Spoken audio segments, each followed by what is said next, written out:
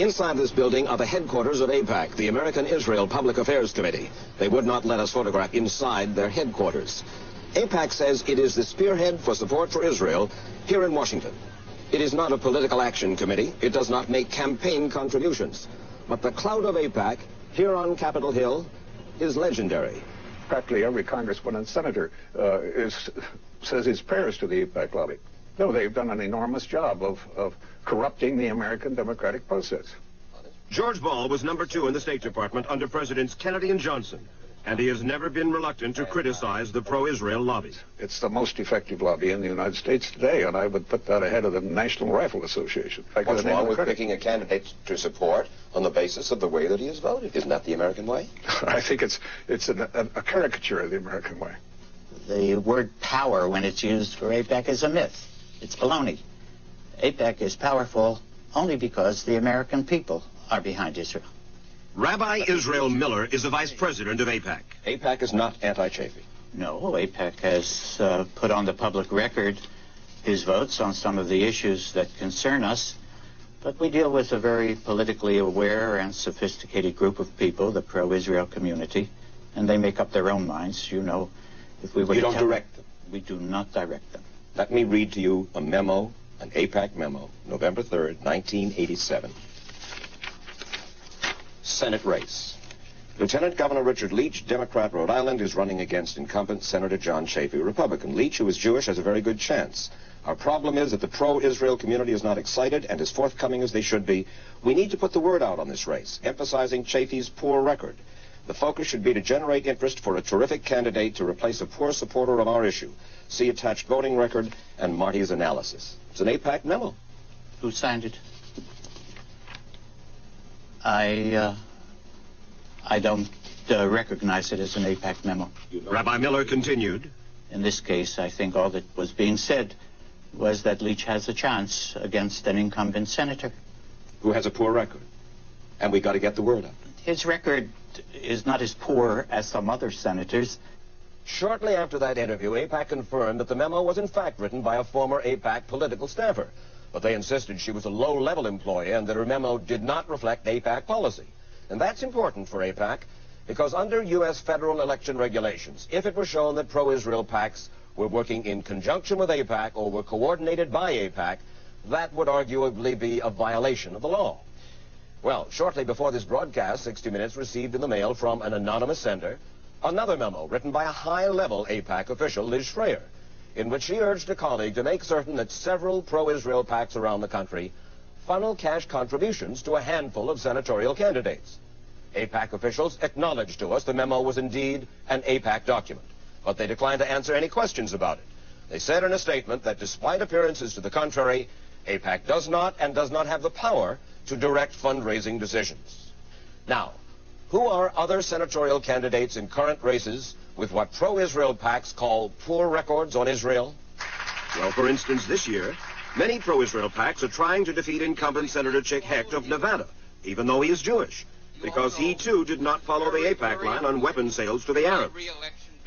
And there are many who charge that AIPAC, with its sights set only on Israel, is just too demanding of U.S. politicians. We aren't demanding of U.S. politicians. We have a concern about Israel, which is understandable, particularly in this generation. Had you and I been in certain parts of Europe, we would have walked to Auschwitz together. We're very sensitive about the security, about the future of Israel, and support of Israel means that we feel that it is in the interest not merely of Israel, but also in the interest of the United States.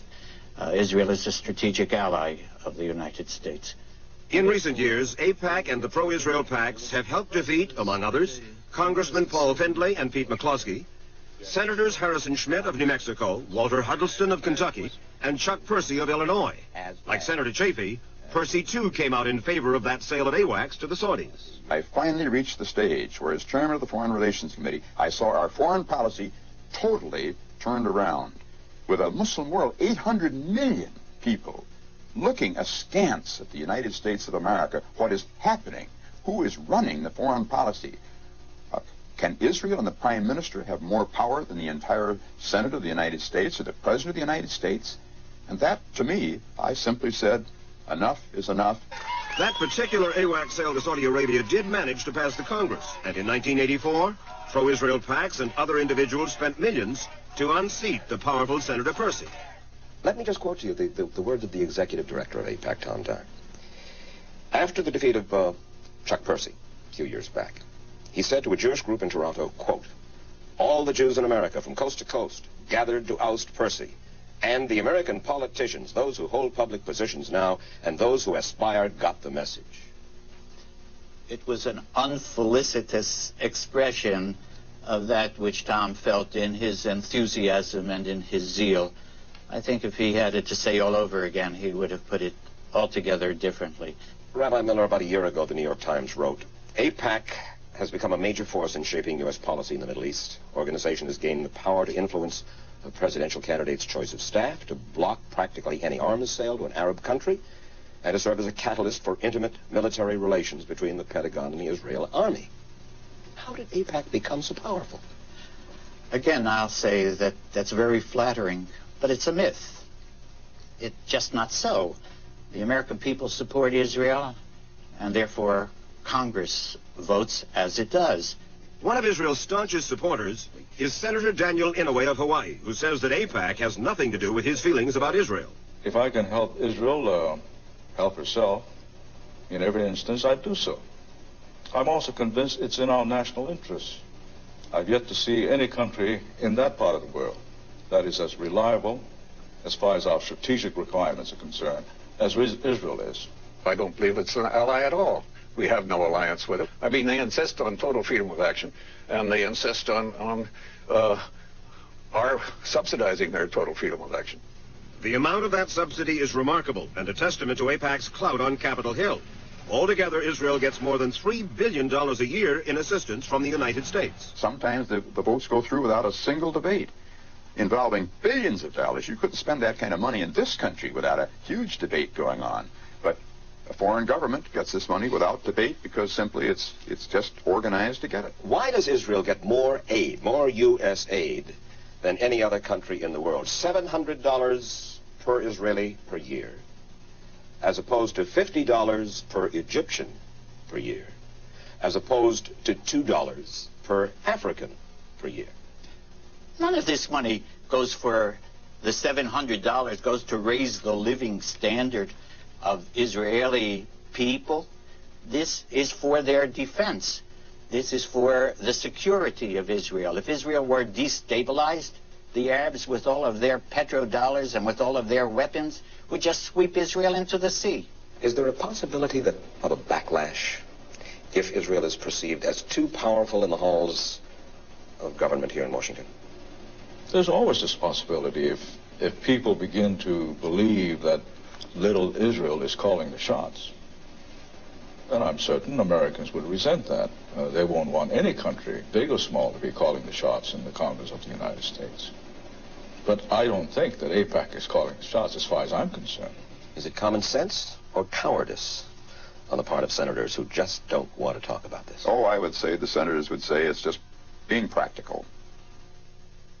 This past week, 3 major Jewish organizations took issue with AIPAC. The leaders of the American Jewish Committee, the American Jewish Congress, and the Anti-Defamation League of B'nai B'rith asserted in a letter to the president of AIPAC that AIPAC does not speak by the consensus of the organized Jewish community. And in a CBS News poll of 1,530 American adults 2 weeks ago, we asked, do you think that in order to preserve the security of Israel, the U.S. should give Israel more aid than it gives any other country? 13% said yes, 72% said no, 15% said they don't know.